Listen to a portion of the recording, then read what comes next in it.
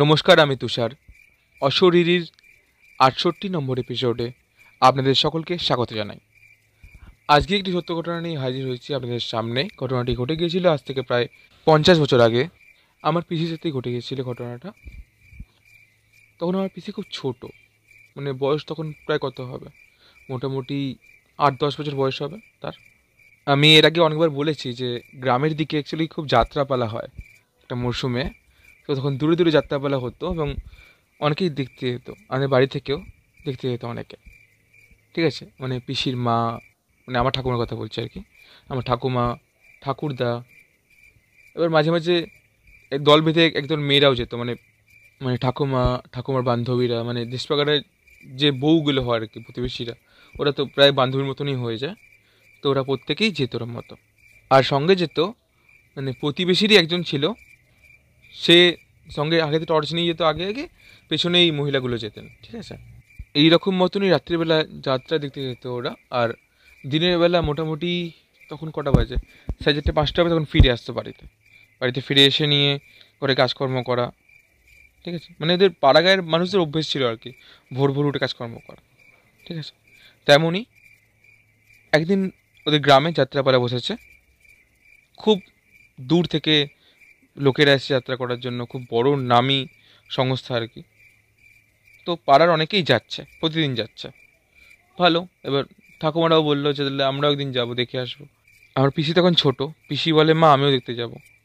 না তুই ঘুমো, কাল সকালবেলা পড়তে যেতে হবে, আবার পাঠশালা যেতে হবে।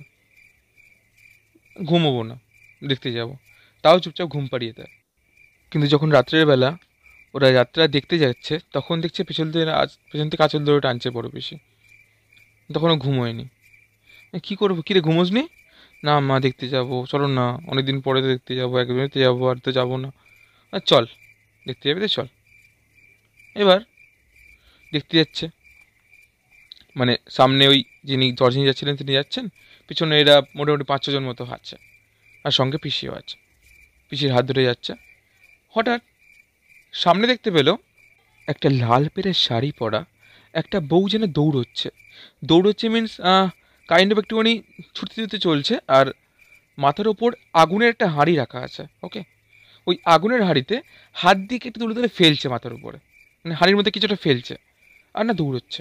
এই জিনিসটা ওদের নজরে প্রায় আচমকাই এসেছিল, যেরকম দৌড়চ্ছে মহিলাটি এবং হাঁড়ির মধ্যে কিছুটা ফেলছে মাথার উপরে। ঠিক আছে, যারা বড়রা ছিলেন তারা বুঝতে পারেন যে এটা কে ছিল অ্যাকচুয়ালি। ঠাকুমা বলে মা দেখো ওটা কে, মা যাচ্ছে সামনে, চুপচাপ থাক, চল চুপচাপ।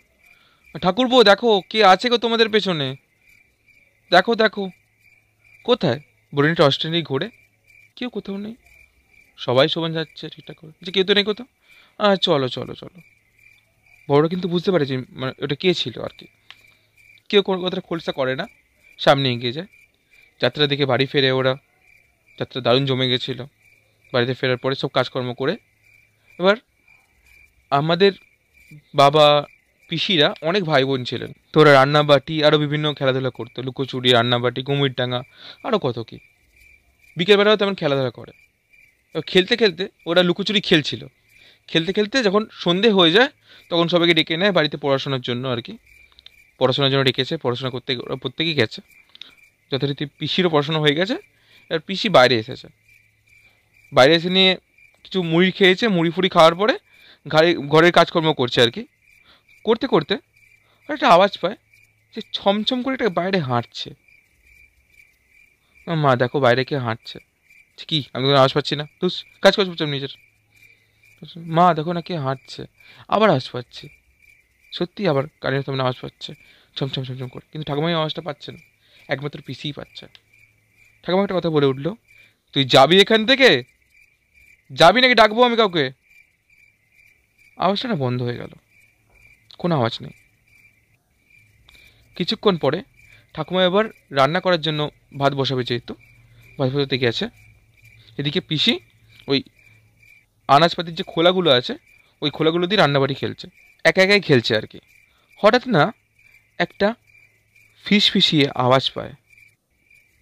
একজন নাকি কানের সামনে বলছে, কিরে, ওই আয় আয়, এদিকে বট গাছটার সামনে আয় আয় আয় আয় আয়। ওদের বাড়ির সামনে একটা বড় বটগাছ ছিল। পিসি বলে, দেখো মা, কেউ মনে হয় ডাকছে আমাকে। বলছে, কেউ ডাকছে না, চুপচাপ ওখানে বসে থাক, আমি যাচ্ছি, বা ঘরে চলে যা, যা যা গিয়ে অঙ্কটা কর যা। পিসি ওই অঙ্ক করার ভয়েতে, দরকার নেই বাবা, মাকে ডাকবো না, চুপচাপ ওখানেই বসে থাকি, ঘরেও যাবো না, ঘরে গেলেই আবার পড়তে বসে করিয়ে দেবে ঠাকুরদা আর কি। তাই বাইরেই বসে আছে এবং ওই খোলা নিয়েই খেলাধুলা করছে। আবার আওয়াজটা পায়, কিরে কি করছিস, আয় এই বটগাছটার সামনে আয়, আয় তোর জন্য অপেক্ষা করছি, আয় অনেক কিছু আছে, আয় আয়। এবার পিসি না যেন খেয়াল করতে পারে না যে কি হচ্ছে। হঠাৎ সে বুঝতে পারে যে বটগাছের সামনেই দাঁড়িয়ে আছে। কি করে এলো, কোথা থেকে এলো বুঝতে পারলো না। আর সামনে দিয়ে একটা ঝমঝম করে নুপুরের শব্দ, যেন ওটা সামনে থেকে এগিয়ে আসছে। পিসির ওই নুপুরের শব্দের পেছন দিকেই যে এগিয়ে দেখতে পাচ্ছে পিসি, তার পেছন দিকে তার বাড়ি। সে বাড়ির দিকে যেতে পারবে না, কারণ সামনে এই মহিলাটি এগিয়ে আসছে। তার এক গলা ঘোমটা এবং পায়ে নুপুর পরা, লাল পেটে সাদা শাড়ি, শাড়িটা এই হাঁটুর একটু নিচ পর্যন্ত, ঠিক আছে। এবং মহিলাটি যেন দৌড়ে দৌড়ে আসছে, আর মাথার ওপরে ওই আগুনের হাঁড়ি, আগুনের হাঁড়িতে সে কিছু একটা ফেলছে। পিসির দিকে চক্ষু চড়ক গাছ। পিসি রীতিমতো জোরে জোরে দৌড়তে থাকে, মা মা মা মা মা বাঁচাও মা, মা জোরে দৌড়তে থাকে। আর পিছনে ওই মহিলাটির হাসি, চল চল চল চল চল, এবার কে বাঁচাবে, কে বাঁচাবে বল বল, চল চল চল চল চল, কত দৌড়বি, চল চল। আর পিসি রুদ্ধশ্বাসে ছুটতে থাকে, অনর্গল ছুটতে থাকে, ছুটতে থাকে, ছুটতে থাকে, কোথায় যাচ্ছে জানে না, ছুটতে থাকে, তার ছুটতে থাকে। আর পিছন দিকে ওই আওয়াজটা ক্রমে ক্রমে যেন বেড়ে যাচ্ছে। তার পৃথিবীটা চোখের সামনে অন্ধকার হয়ে যাচ্ছে। হঠাৎ একটা আলো জ্বলে উঠল, কিন্তু আমার পিসি ওই পথের মধ্যেই লুটিয়ে পড়ল। পরে যখন চোখ খোলে দেখতে পায় যে সে সন্ধ্যাবেলায় ঘরে খাটিয়াতে শুয়ে আছে এবং তার পাশে ঠাকুমা বসে আছে।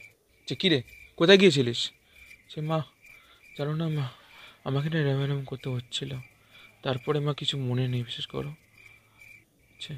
ঠিক আছে বুঝেছি, তুই চুপচাপ শুয়ে থাক। ওটা অ্যাকচুয়ালি ছিল ওই লোকটা যেদিনকে গেছিলো টর্চ হাতে করে। ওই লোকটা দিদি ফিরছিল অ্যাকচুয়ালি কাজ থেকে। তো সেই সময় সেই দেখতে পায় যে পিসি ওরকম মতো পড়ে যাচ্ছে, আর সে তারপরে পিসিকে ধরে নিয়ে ওপরে এখানে নিয়ে আসে আর কি। পিসি তো অজ্ঞান হয়ে গেছিলো, পিসির কিছু মনে ছিল না, স্বাভাবিক। তখন ওই লোকটা আবার ওদের বাড়িতে আসে, বলছে যে, তখন পিসি জিজ্ঞাসা করে, ওই যে ওই ওটা কে ছিল পেছনে যাচ্ছিল?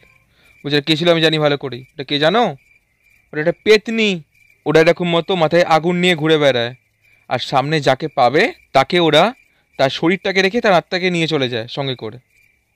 তাই ওদেরটাকে কখনো সাড়া দিতে নেই, যেই ডাকুন না কেন, কখনো ঘরের বাইরে বেরোতে নেই এরকম করে, ভর সন্ধেবেলা। তার মধ্যে তোমার খোলা চুল, আবার চুলটা বাঁধুনি কেন? না, আমার না এরকম ভালো লাগে থাকতে। সেরকম থাকতে ভালো লাগে, চুপচাপ শুয়ে থাকো। তারপরে সেই রাত্রিবেলা পিসিকে একটু জল পোড়া টাইপের কিছু দেয় আর কি লোকটা, পিসিকে রাত্রিবেলা খাইয়ে দেওয়া হয় ওটা। তারপর থেকে আর পিসি ওরকম কোনো কাউকে দেখতে পায়নি যে এরকম কেউ ডাকছে বা এরকম কেউ পেছনে তো উড়োচ্ছে, তারা করে বেড়াচ্ছে, এরকম মতো নয়। অ্যাকচুয়ালি পিসির গায়ে হাওয়া লেগে গেছিলো, কারণ এরা বিশেষ করে বাচ্চাদেরকে অ্যাটাক করে, বাচ্চা আর বয়স্ক এদের উপর বিশেষ করে অ্যাটাক করে ওরা, ঠিক আছে। তো যথারীতি তারপর ঠিকঠাক চলে, কোনো অসুবিধা আর হয়নি। তো এই ছিল আজকে ঘটনাটি জানি ছোটো হয়ে গেল অনেক, কিন্তু কী করবো বলুন, এটাই ঘটেছিল তাই বলে দিলাম। আপনারাও নিজেদের লেখা কোনো ভৌতিক গল্প বা আপনাদের সাথে ঘটে যাওয়া কোনো ভৌতিক ঘটনা আমাকে পাঠাতে পারেন। পাঠানোর সমস্ত মাধ্যম, যেমন আমার ইমেল আইডি, আমার হোয়াটসঅ্যাপ নাম্বার, আমার ফোন নাম্বার, সমস্ত কিছুই আমি ডিসক্রিপশানে অ্যাড করে দেবো। আজকের মতো এখানেই তীর আনছি, আবার ফিরে আসবো আগামী সপ্তাহে কোনো সত্যি ভৌতিক ঘটনা বা কোনো ভৌতিক গল্প নিয়ে। সকলকে জানাই গুড নাইট, শুভরাত্রি, সকলে ভালো থাকবেন, নমস্কার।